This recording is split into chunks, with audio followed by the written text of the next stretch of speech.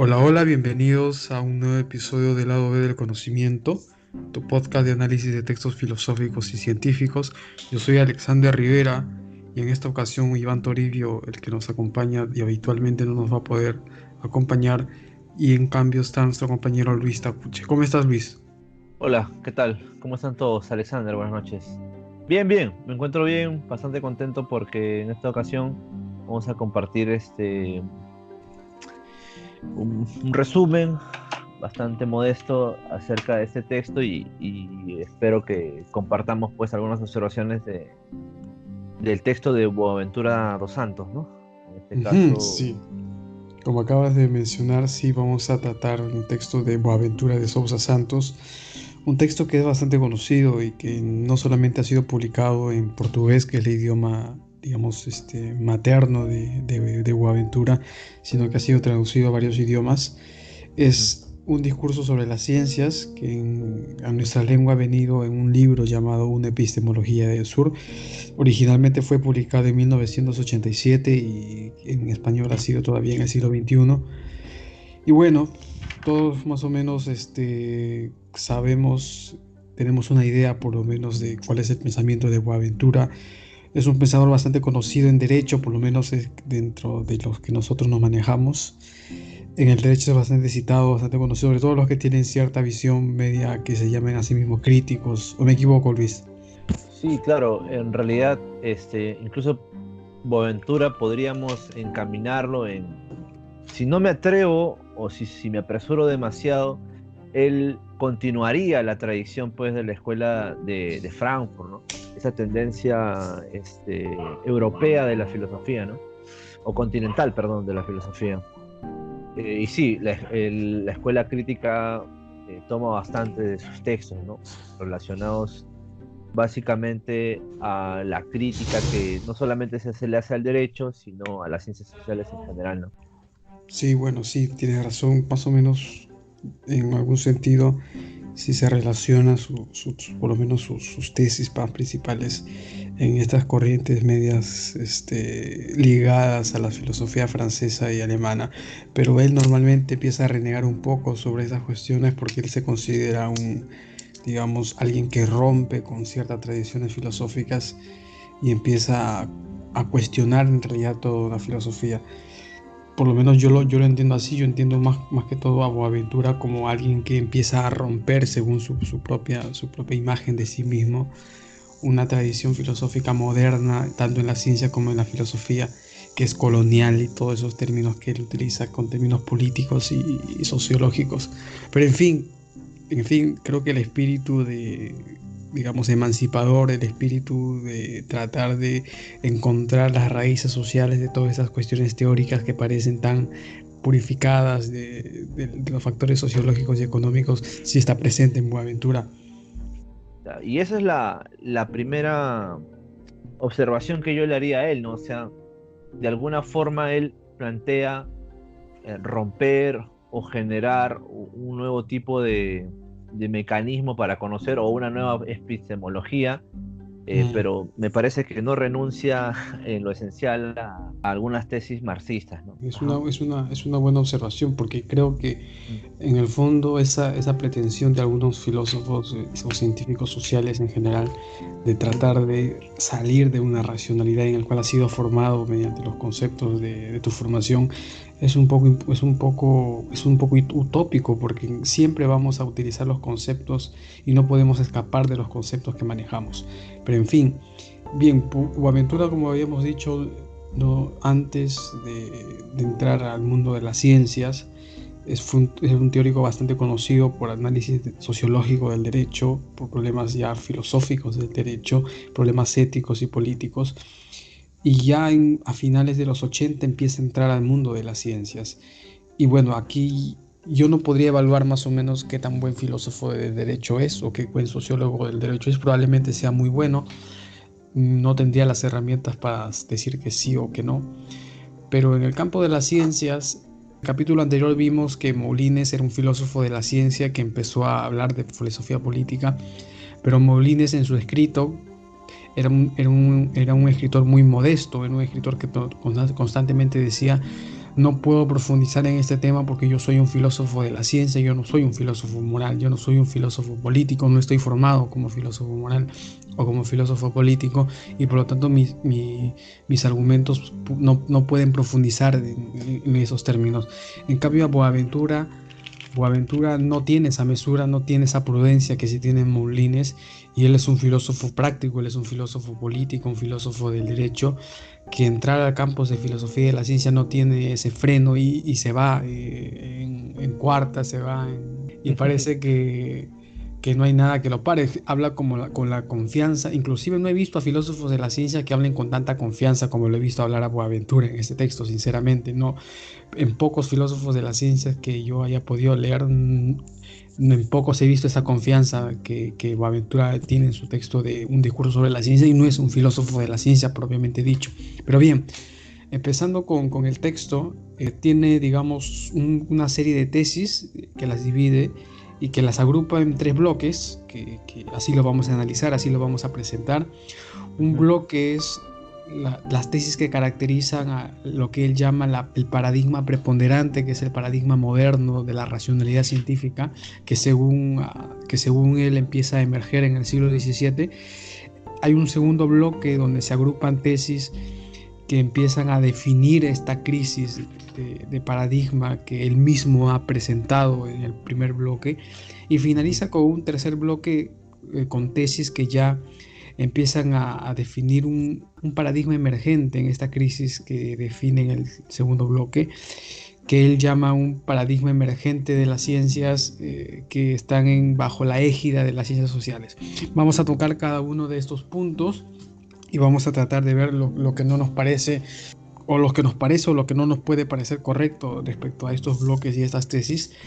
El primer bloque, como habíamos mencionado, era el paradigma preponderante, y acá Boaventura establece dos tesis principalmente. La primera es de que la racionalidad moderna nace a principios del siglo XVII, cuando se empieza a diferenciar la ciencia moderna de Galileo y de los precursores de Galileo respecto a la ciencia aristotélica, ¿no? ¿No es cierto?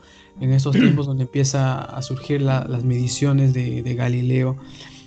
Y para Boaventura esta racionalidad tiene ciertas características, y él es bastante poco modesto cuando dice que tiene los criterios que definen la racionalidad científica, y él sostiene que es mecanicista. Por ejemplo, rompe con una distinción entre sujeto-objeto y naturaleza-hombre, utiliza matemáticas para modelar la realidad, y esto es una ruptura, según él, respecto a la ciencia anterior a Galileo, y hay una simplificación de la realidad a través de leyes, que es producto de la modelización, y es causalista determinista. Para comenzar, Takuche, ¿qué te parece esta caracterización de Boaventura? Bueno, primero que no es nada original, ¿no? Y no digo esto con una pretensión de desacreditarlo, no, solo con una intención de reconocimiento, ¿no? En realidad, eso es lo primero. Lo segundo, que me parece que algunos conceptos que muchos filósofos de la ciencia se han tratado de esforzar en construir, él los confunde, ¿no? No los toma en cuenta, y bueno, tampoco se le puede obligar a que los tome en cuenta, ¿no? Pero por lo menos, en todo caso, clarificar de qué forma él va a definir, o en todo caso que informe cuál es el contenido de estos nuevos conceptos. O sea, sobre lo primero, recuerdo en alguna oportunidad haber leído un texto del filósofo transhumanista, si se le puede decir así, y filósofo de la ciencia español, Diegues. Él tenía un texto en el que abordaba el debate que existió desde Aristóteles, Ptolomeo, y pasando por Copérnico y Galileo. O sea, si tú visualizas ese texto, básicamente la idea o la sospecha que me brinda este texto es que si la afirmación de Boaventura es que las características de la racionalidad moderna es mecanicista, sujetos, bla, bla, bla, o la utilización de matemáticas, ¿no?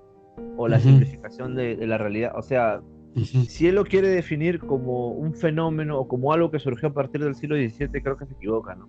ujú, Desde antes, y me refiero hasta de los griegos, y los griegos los menciono como, como vamos a decirlo así, el proyecto más resaltante en esa época. Desde ahí ya se trataba de lograr encontrar criterios que unifiquen y ujú. o sea, que unifiquen en todo caso la observación de la naturaleza. Sí, de acuerdo, de acuerdo. Yo también pienso que las tesis de Boaventura respecto a la paradigma preponderante es bastante mezquino respecto a la ciencia y la filosofía del mundo antiguo, del mundo medieval. Hay muchas cuestiones que ya existían en esos tiempos. Sin embargo, hay cuestiones que a mí también me llaman la atención sobre esta, digamos, definición de racionalidad científica moderna que hace Boaventura.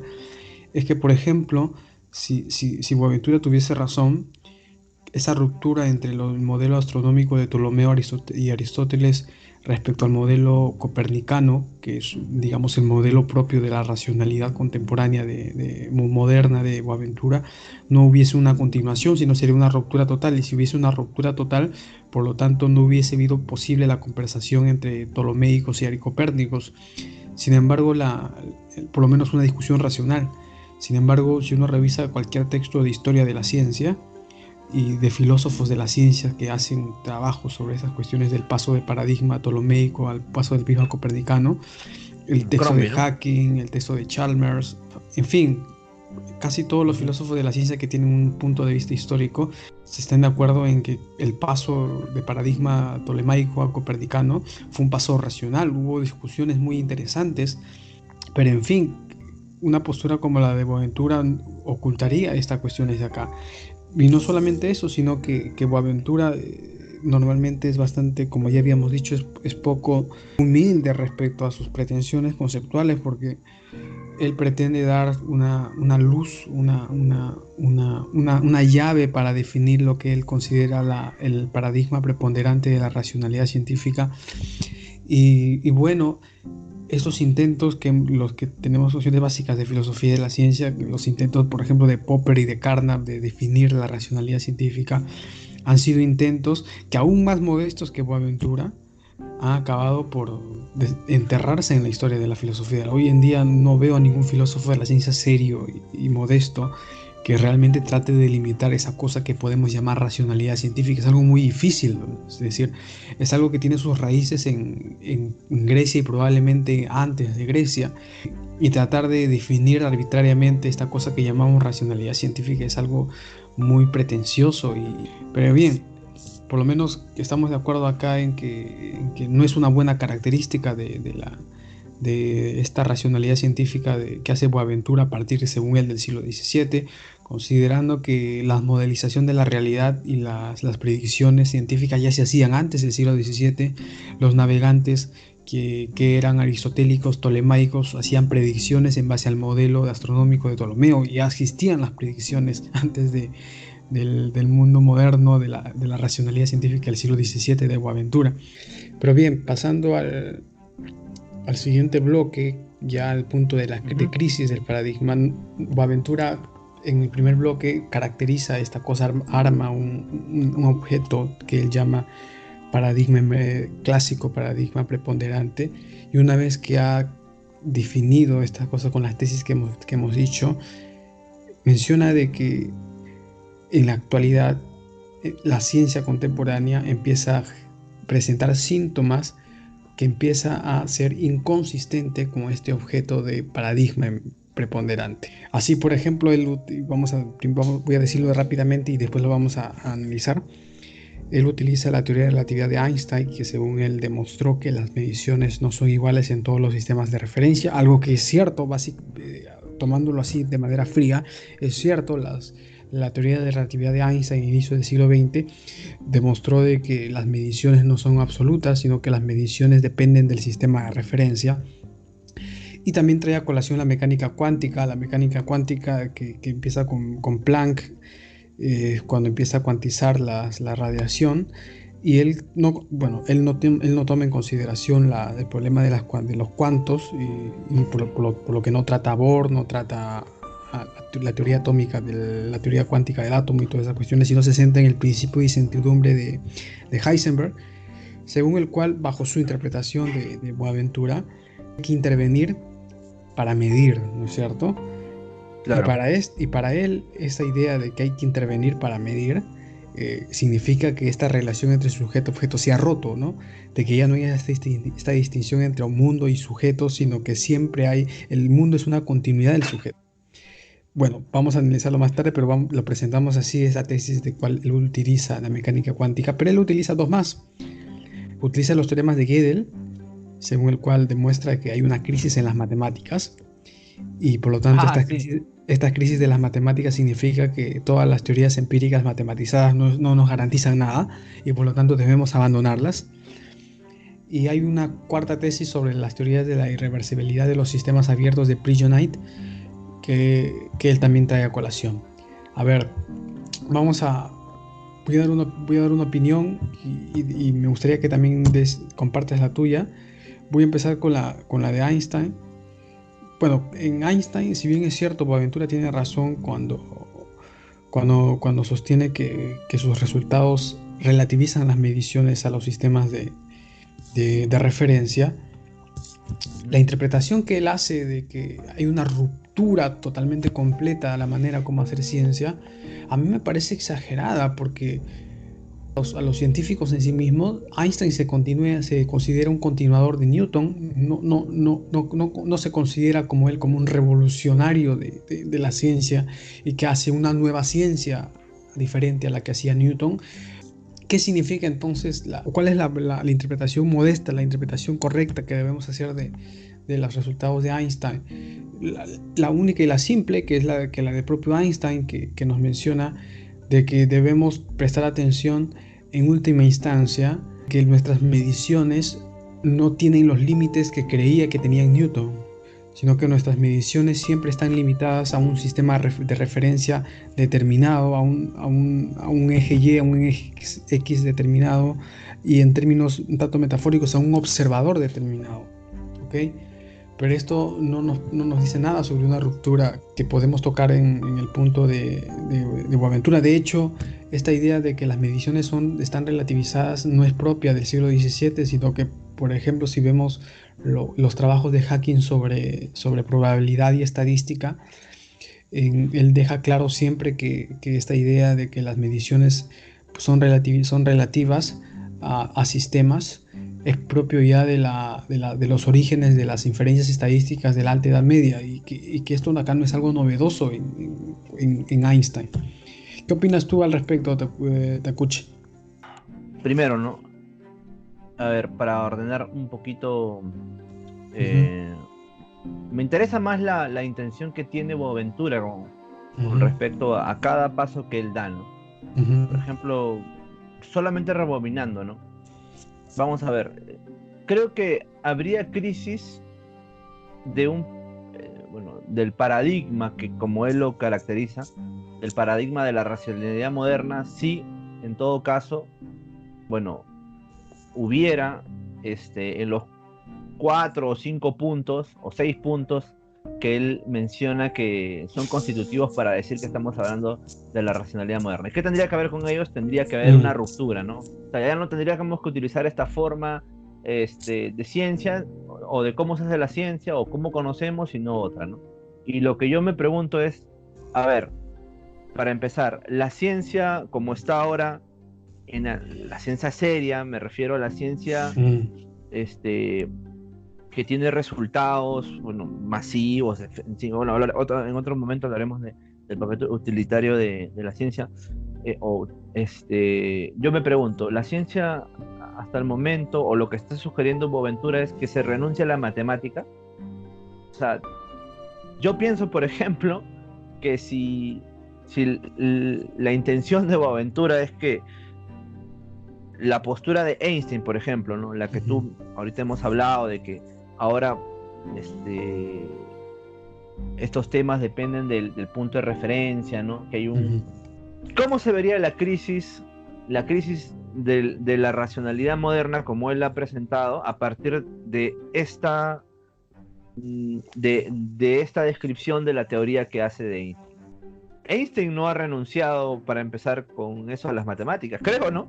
Creo que No, con su teoría no renunció a seguir modelizando y que se siga modelizando la mm, ciencia a través de las matemáticas. claro. Tampoco creo que ha renunciado a lograr de comprender bueno, la realidad, y esa comprensión Mm, se pueda reproducir o comunicar a través de leyes, ¿no? ujú, O sea, o en todo caso se pueda comunicar, ¿no? En un lenguaje que pueda ser comprensible, etcétera.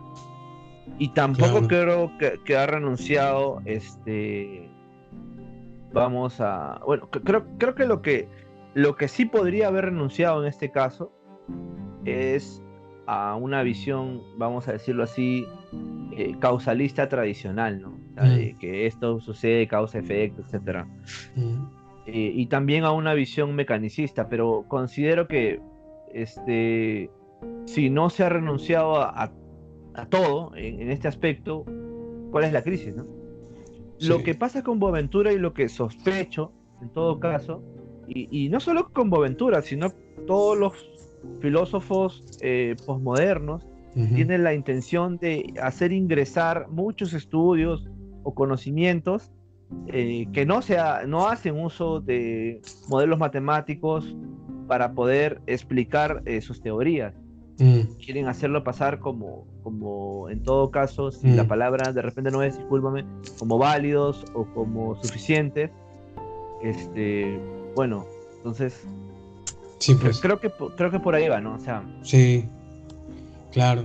Lo que pasa que para Boaventura, aparte de todas esas cuestiones que mencionaste de modelización a través de leyes y predicciones, matematización, una visión mecanicista, para Boaventura otra cuestión que es fundamental de esta racionalidad moderna preponderante es que las mediciones son absolutas y que Einstein demuestra que, por lo tanto, uno de los corazones del paradigma preponderante ha sido roto y como mencioné, esto es un tanto exagerado y de hecho no creo que sea un corazón de la teoría o por lo menos del paradigma preponderante moderno. Ya había relativización de mediciones antes de Einstein y antes de Newton inclusive. Pero en fin, vamos a tocar pronto ya en los teoremas de Gödel ese problema de las matemáticas, de por qué y cómo Boaventura considera que las matemáticas ya no deben ser usadas. Pero antes, siguiendo en la física, utiliza la mecánica cuántica, ¿no? Para hablar de mecánica cuántica hay que conocer mecánica cuántica. Hay que tener nociones de en qué se diferencia la mecánica cuántica de la teoría clásica. Por qué Planck, cuando estudió la radiación, utilizó cuantos y no utilizó una matemática física continua para interpretar la radiación? ¿Y por qué esta gran idea de Planck tuvo gran eco en la teoría atómica con Bohr cuando empezó a aislar mediante cuantos los niveles atómicos y todo este boom que trajo la teoría cuántica? Obviamente Boaventura no trae a colación estos orígenes de la teoría cuántica, de la matemática cuántica, sino que Boaventura se centra en el principio de Heisenberg. Y el principio de Heisenberg es una ecuación matemática muy simple. Y de hecho, yo lo poco que conozco de mecánica cuántica se lo debo a Alberto Aparici, que es un divulgador científico que a mí me parece muy interesante. Sigo sus programas de podcast no solamente por su capacidad divulgativa, sino que es un físico de verdad. Es un profesor de la Universidad de Valencia y enseña y explica muy bien. Y lo que dice Aparici sobre el teorema de Heisenberg es muy simple. Y por lo tanto yo voy a repetir sus palabras porque no soy físico y no puedo decir más que lo que dice Parisi. Es que simplemente la ecuación de Heisenberg nos dice que las mediciones de movimiento y las mediciones de posición están íntimamente interrelacionadas. Es la única interpretación que podemos hacer de las mecánicas de Heisenberg. Y si queremos ser un poco más ambiciosos, lo único que podemos inferir de las matemáticas de Heisenberg es de que las magnitudes en física cuántica están íntimamente interrelacionadas y no es como en la física clásica que las magnitudes sí son aisladas.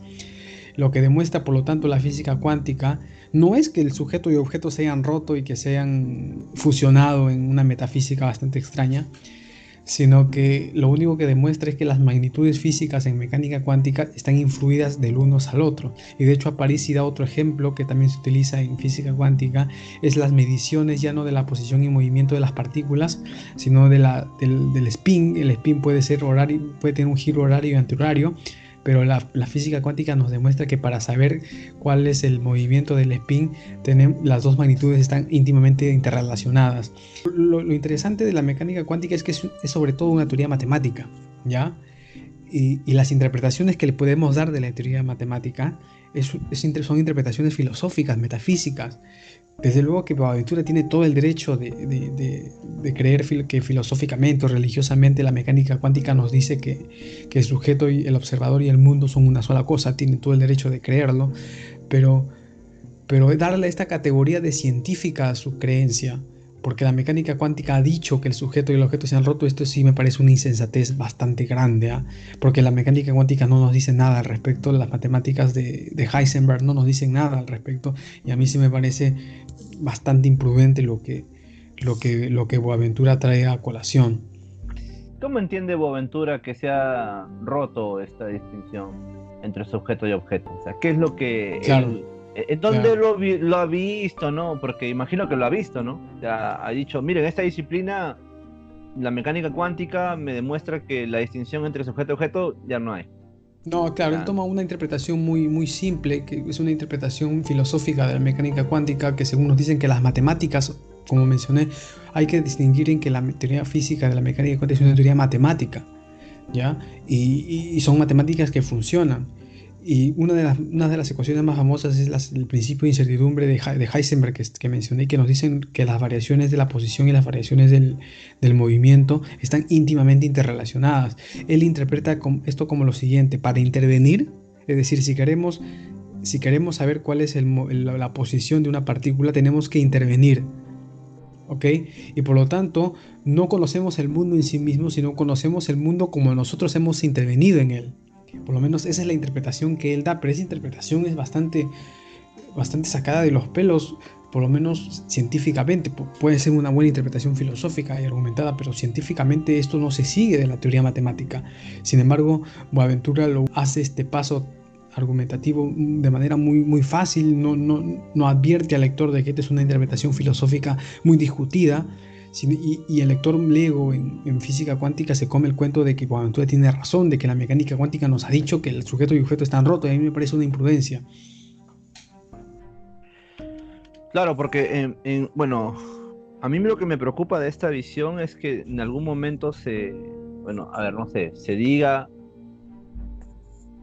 no como la aspiración o en todo caso lo que creía Kant, ¿no? Que vamos, o sea, no Mm, creo que, no creo que de ahí se desprenda esta interpretación, ¿no? Que mm, Kant señalaba de que hagamos lo que hagamos, o sea, la percepción que vamos a tener de la realidad ujú.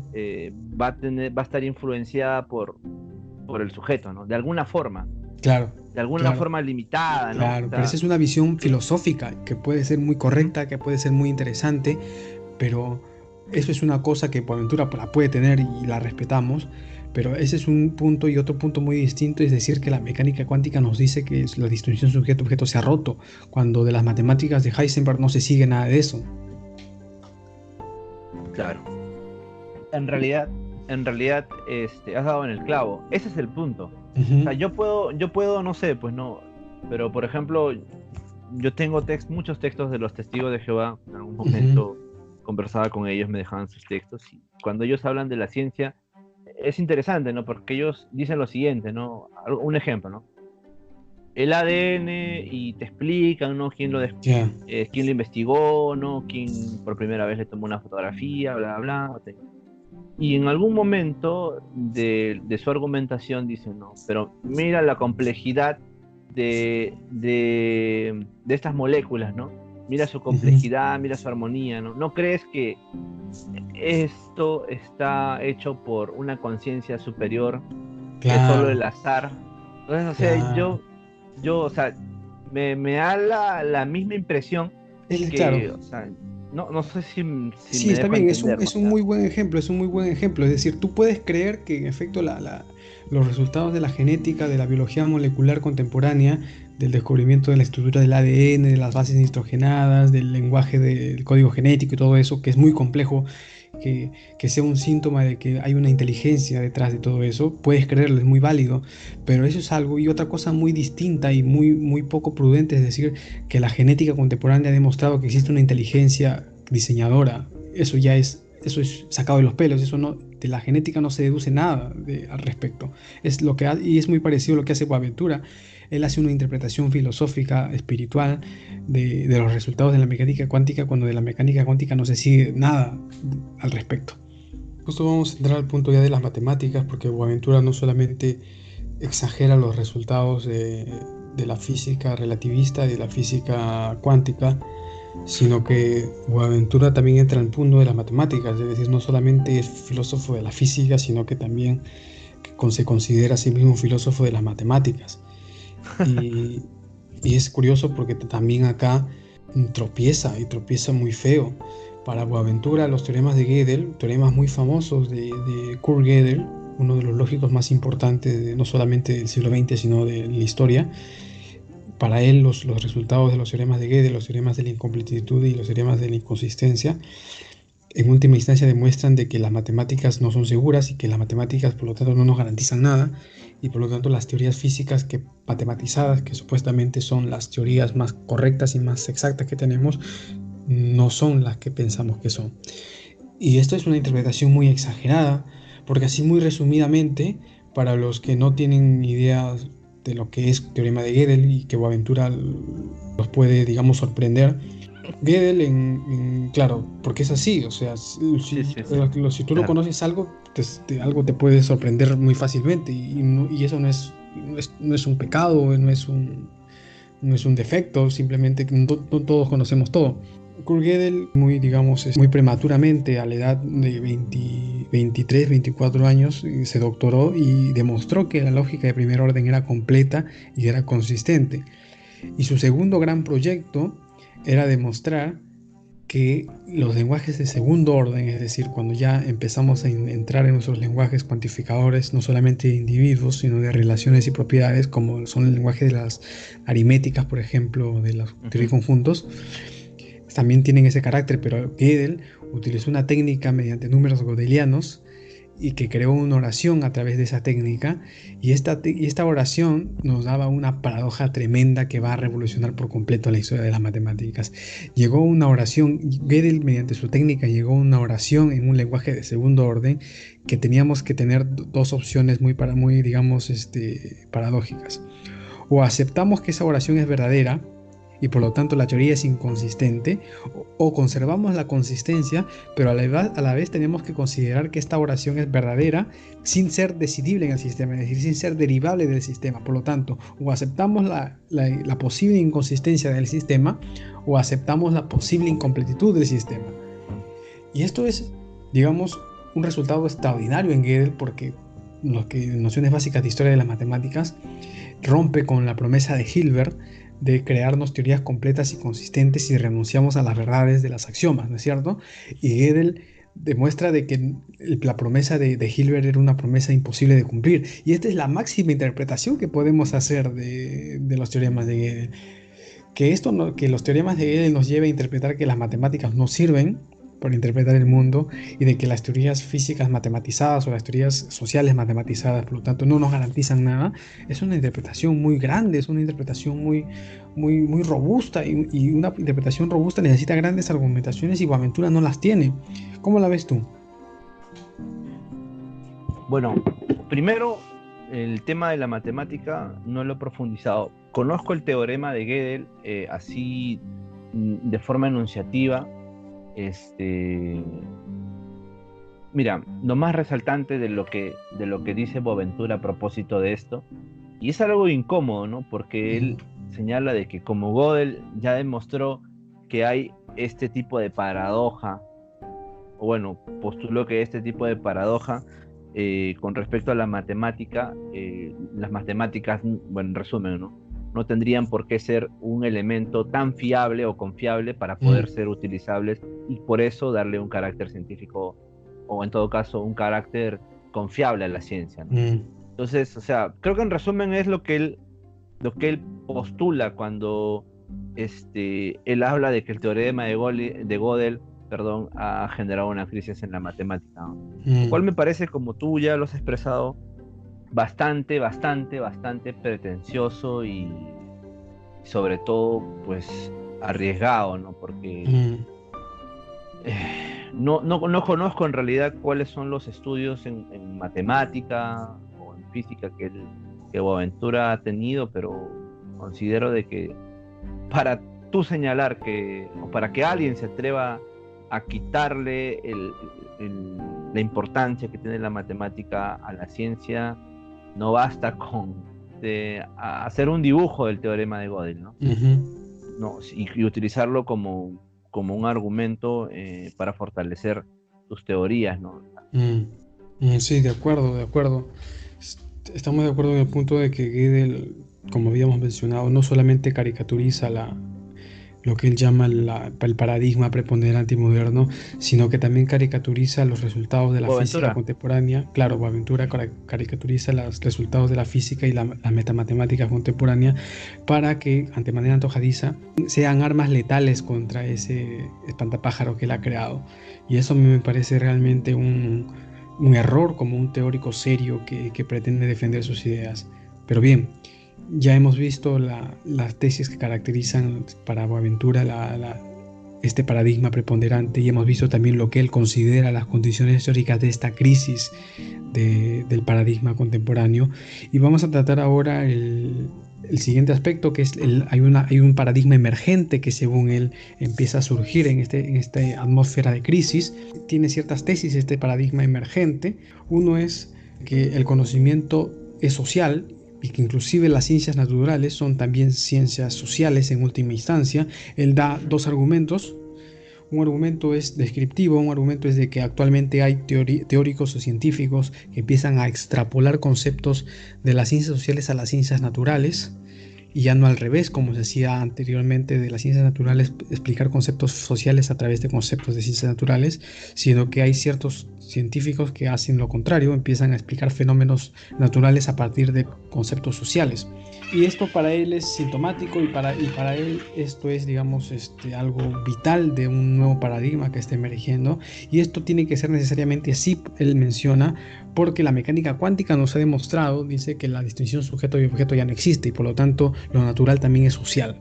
Bueno, ya hemos visto que esto es un tanto descabellado, la interpretación que él hace de la mecánica cuántica, pero yo no solamente le encuentro este defecto en esta tesis a Boaventura, sino que Boaventura menciona de que esta nueva ola de teorías y científicos sociales de tratar de extrapolar conceptos de las ciencias sociales a las ciencias naturales, a mí me parece un tanto también nuevamente poco prudente, porque esto es, digamos, un grupo de científicos que empiezan a producir estas teorías. No significa que haya no significa que sea síntoma de un nuevo paradigma que emerge. Las teorías científicas, para que sean validadas y para que sean, digamos, perdurantes en el tiempo, tienen que pasar a cierto tipo de fermentación entre los investigadores. Todos los años surgen teorías científicas, todos los años surgen propuestas teóricas, y no todas ellas sobreviven en el tiempo. Las teorías y las propuestas científicas siempre están en constante competencia, y solo las mejores sobreviven, y Boaventura utiliza las propuestas que salen año a año que les parecen a él convenientes, y él exagera estas posturas como síntomas de un nuevo paradigma, y esto realmente a mí me parece poco sustentable. No veo que haya algo, como él llama, una nueva ola paradigmática. Lo que sí veo es intentos parcelados de científicos de tratar de extrapolar conceptos de las ciencias sociales a las ciencias naturales, y está bien, es rico, es saludable siempre que haya propuestas de todo tipo en la ciencia, porque así se avanza científicamente. Pero esto no nos puede llevar a seleccionar las propuestas aisladas que a mí me convienen para sostener de que estas propuestas aisladas son una nueva tendencia y un nuevo paradigma. Y me parece exagerado, y Boaventura acá lo hace. Sí, mira, de esto algo muy puntual.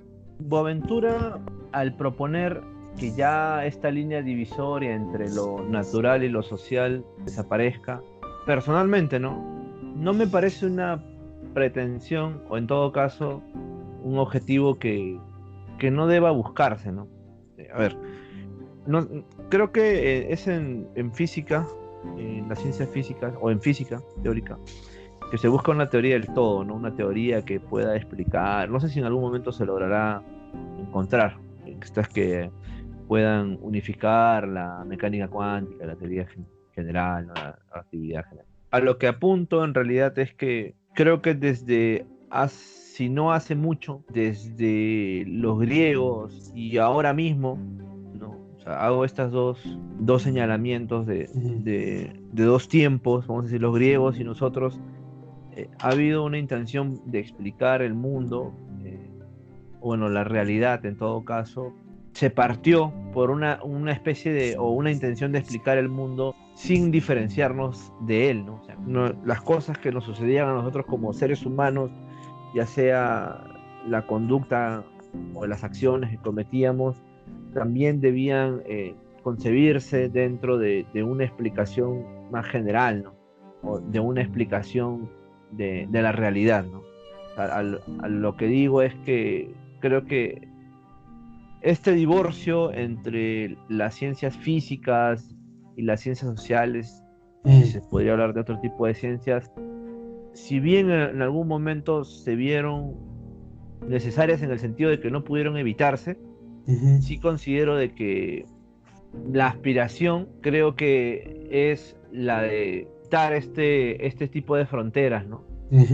Ahora, la gran pregunta es ¿por qué? Porque, número uno, bueno, yo soy naturalista, ¿no? O sea, somos animales y si bien animales que han desarrollado un lenguaje, tenemos otras características y demás, hay muchas cosas de nuestra conducta que se pueden explicar si es que lo abordamos de una mejor forma, si es que lo abordamos interdisciplinariamente, ya sea que a través de la biología, de las ciencias biológicas, de la física, la economía, etcétera, ¿no? Entonces, no creo que en principio, como tú creo que también lo sostienes, o no sé si lo sostienes, esta pretensión de Boaventura sea mala o sea incorrecta, sea una pretensión inalcanzable, mejor, o no deseable, ya no deseable. Claro. Al contrario, ¿no? O sea, sí consideraría que, al menos desde mi punto de vista, consideraría de que exista progresivamente alguna familiaridad entre estos dos tipos de conocimiento, ¿no? Sí, de acuerdo. Y entonces, el tema es que para poder lograrlo, no basta decirlo, lo deseo, ¿no? No basta decir, ¿sabes qué? Sospecho de que así va a ser.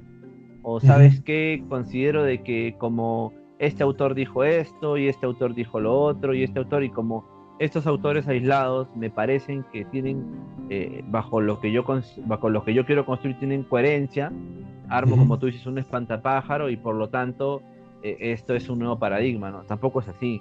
O sea, creo que, y aquí va mi posición muy personal, si tu postura es que en todo caso partes de las ciencias sociales puedan ingresar o puedan abordarse interdisciplinariamente, lo mejor que tienes que hacer es abordarlo científicamente, ¿no? O sea, claro. no sé, hacer un estudio, no sé, de qué sé yo, a ver, si quieres ingresar la antropología, ¿no?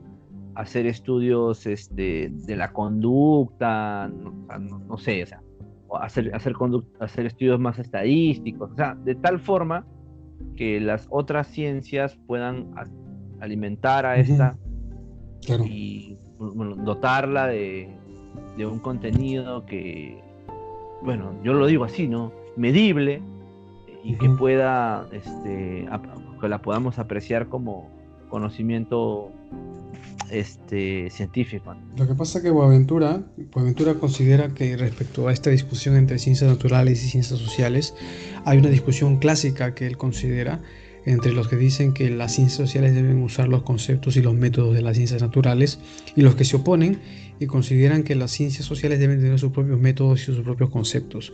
Boaventura Ujú, considera que, ujú. que este antagonismo es espurio porque en el fondo comparten la misma racionalidad, y la misma racionalidad, según él, es de que hay una distinción entre sujeto y objeto, hay una distinción entre sujeto y naturaleza.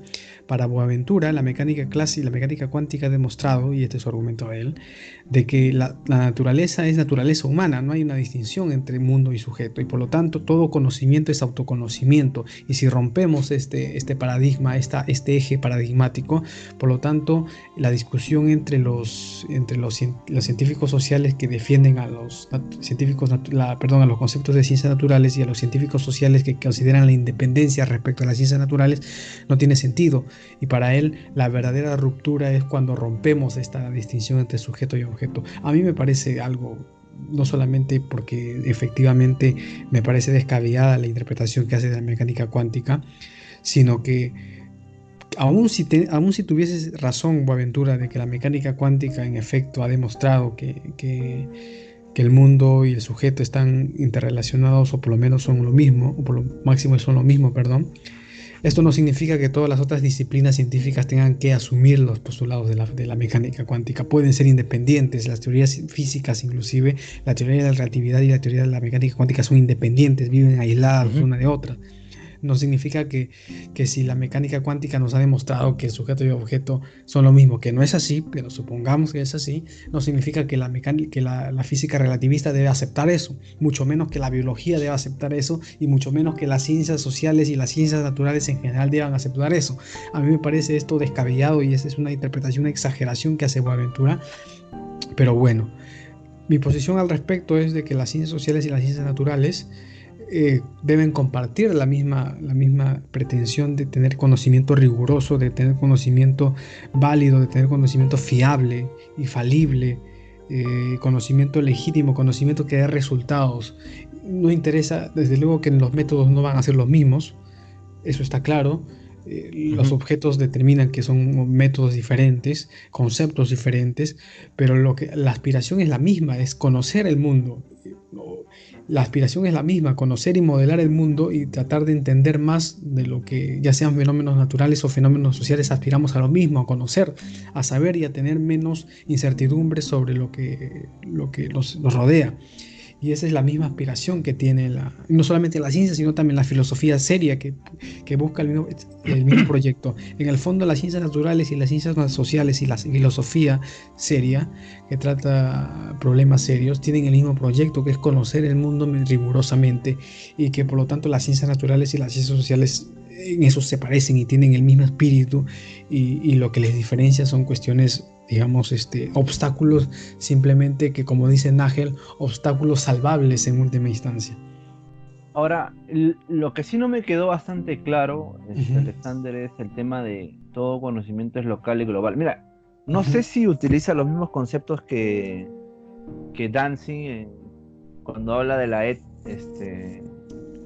todo caso, del escepticismo, si en algún momento tú has leído, ¿no? Introducción a la epistemología. Creo, ¿es así? ¿Así debo entenderlo? Mira, te soy sincero, no entendí esa parte de Boaventura, no me quedó muy claro. Lo único que pude entender es que no deben existir los límites rigurosos entre disciplinas, los conceptos se deben extrapolar, todas esas cuestiones de que las ciencias no avanzan mientras más se especializan, sino que las ciencias avanzan si su objeto crece. Pero no entendí más, o por lo menos no creo que haber leído algo más interesante que eso. Y lo único que puedo decir es de que esto no es incompatible con lo que la ciencia contemporánea hace. Por ejemplo, la computación cuántica, o el ejemplo que tú diste sobre análisis de neurociencias con mecánica cuántica, es patente. Las disciplinas están en constante diálogo, las disciplinas se comunican, hay cada vez más teorías interdisciplinarias e intradisciplinarias, y esto se hace en la ciencia contemporánea, en la ciencia, inclusive en la época que él escribió esto, y en la época que validó esto, que es el 2009, porque lo publicó en español validándolo en el 2009, y esto ya existía, y lo único que puedo sostener es que probablemente Boaventura ignore la ciencia de su tiempo, y aún así es doblemente imprudente hablar de filosofía de la Sí, ciencia. sí, bueno, algo que puedes notar dentro de todo el texto es que no sé, para hablar de mecánica cuántica, por lo menos, ¿no? Y Ujú. criticarla y utilizarla considero yo, ¿no? No sé, como instrumento para poder argumentar tu posición. No basta, pues, con citar a Heisenberg, pues. O sea, creo yo, ¿no? O sea, no basta con Claro, decir sí, el principio de incertidumbre, o vi un video en YouTube, habló de eso exacto, y se acabó, ¿no? O sea, claro, por lo menos hay que profundizar un poquito más, ¿no? Ir claro. a las propias fuentes, ¿no? A ver, Ujú. los avances que han tenido, cuáles son las posturas actuales que se tienen con respecto a eso. Y Claro. de la misma forma en el tema de las matemáticas, ¿no? O sea, creo que las matemáticas no terminaron con Gödel, ¿no? O sea, sí, Ujú. continuaron. Y, o sea, lo que yo veo en todo el texto, eh, justo a propósito de lo que tú dices, es que se selecciona bastante caprichosamente algunos autores, parece que Ujú. los que más salen en los libros de divulgación científica, Ujú. entiendo yo, y a partir de eso eh, genera su teoría, me parece bastante poco serio. Claro, Ujú. exacto. Sí, exacto, de acuerdo. En síntesis, yo creo que Boaventura puede ser un buen filósofo moral, buen filósofo político, buen filósofo del derecho. No, no sabría yo evaluar eso, como dije al inicio, pero sí me parece bastante criticable que un filósofo práctico empiece a entrar en términos de filosofía de la ciencia y de ciencia en sí misma y historia de la ciencia sin las herramientas adecuadas y sea tan pretencioso. No, yo no me opongo a que un filósofo trastoque sus límites disciplinarios, como Moulines hizo cuando trató el tema del nacionalismo, pero siempre con la prudencia y la rigurosidad necesaria que Moulines tuvo y no lo veo que en Boaventura. Pero en fin, esto fue el tercer episodio del lado B del conocimiento. En el siguiente episodio vamos a tocar otro texto de Boaventura. Ya no, este fue un texto analizando las ciencias en su visión, pero ya en el siguiente texto vamos a tocar ya su postura postcolonial sobre cómo debe entenderse la ciencia, la ecología de saberes, el abismo, etcétera. Y la vamos a analizar críticamente como lo hemos analizado ahora. Y bueno, un abrazo. Nos vemos en el siguiente episodio.